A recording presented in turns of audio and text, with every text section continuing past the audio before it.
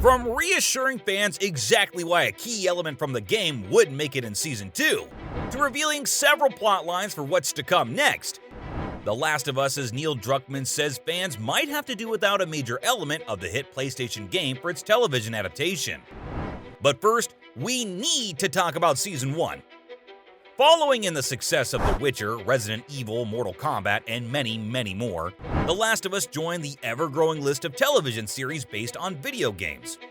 And just like the many that came before it, the show was a hit. Well, hit might actually be an understatement in this case, because the post-apocalyptic series managed to break several records. It had the second highest viewership for its first episode in HBO's history. Critics couldn't get enough of it.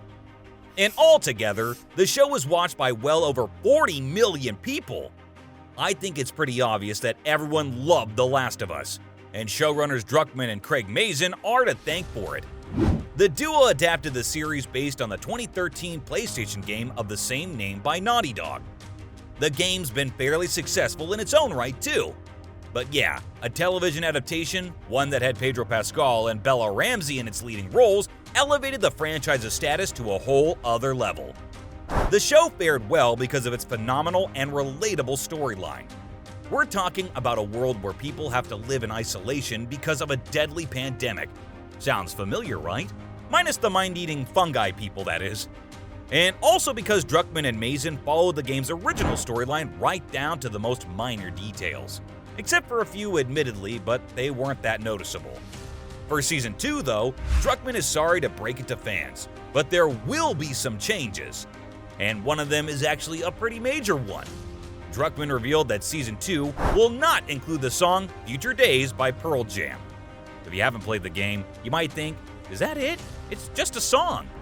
But if you have played the game, you'd probably know this takes away from a major plotline. You see, Season 2 will be based on the game's PlayStation sequel, The Last of Us 2, in which Ellie's character goes from being the playful, fierce, and well-meaning little girl to someone who's dejected, angry, and in survival mode. Much like how Joel's character was at the beginning of Season 1. The change in Ellie's behavior comes after Joel's death, and one of the very last things he passed on to Ellie before he passed was, yep, you guessed it, teaching her the lyrics to Pearl Jam's Future Days. The song, particularly the first lyric, keeps playing on in the game as we go through Ellie's POV this time. If I were to ever lose you, I'd surely lose myself.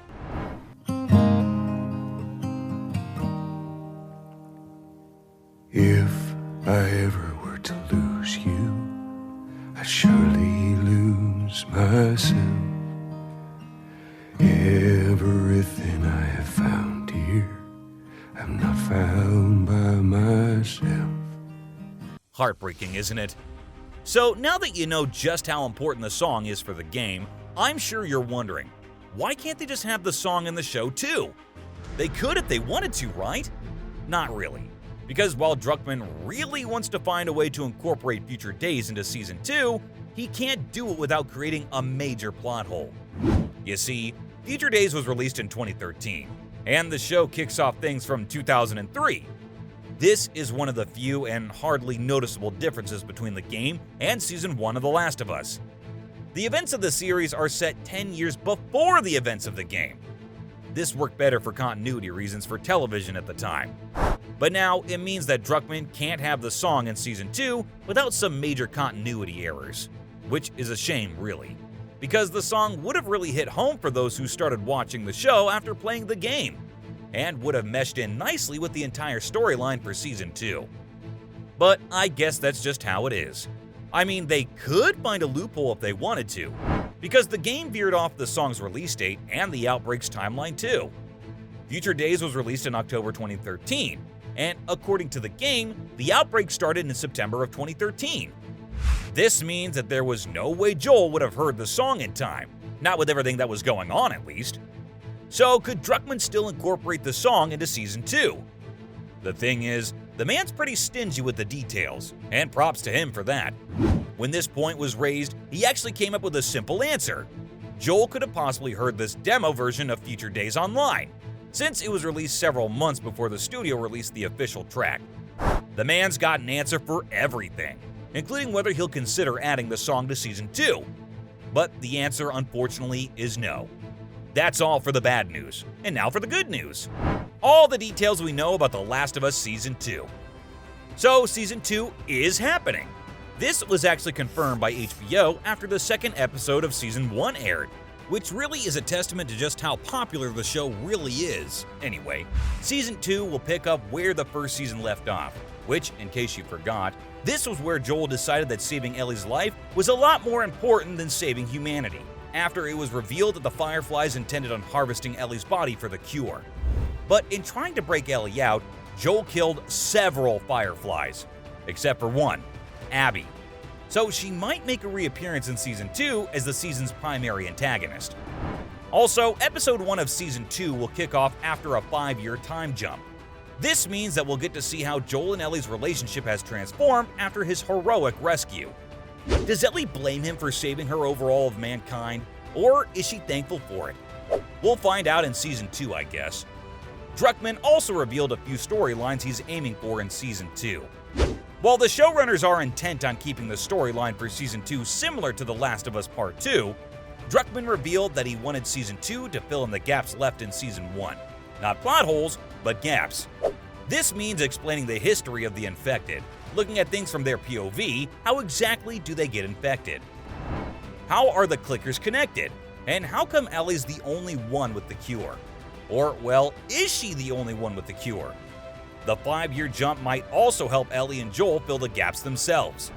Oh, and while we're talking about the 5-year time jump, I'm sure you're wondering, will Bella Ramsey's role be recast? I said I was done with the bad news, and I meant it. It will not be recast. Thank God, right? Because after their phenomenal performance in Season 1, it's hard to imagine anyone else in the role besides the British actor. Ramsey and Pascal had one of the best on-screen chemistries in recent memory.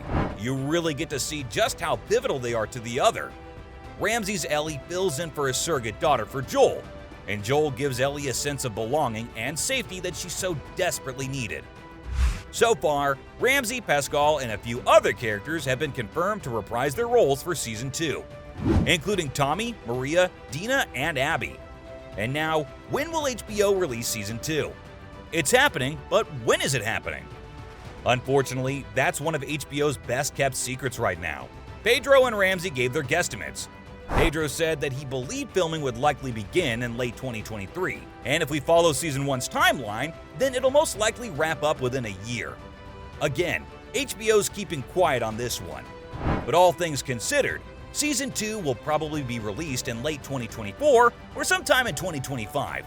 That sounds like a long time to wait, but hey, let's just let Mazin and Druckmann do their thing the best they can. So, from details on Season 2's release date to the major change for Season 2, this was all on Druckmann's revelations on what wouldn't be making it in Season 2 of The Last of Us.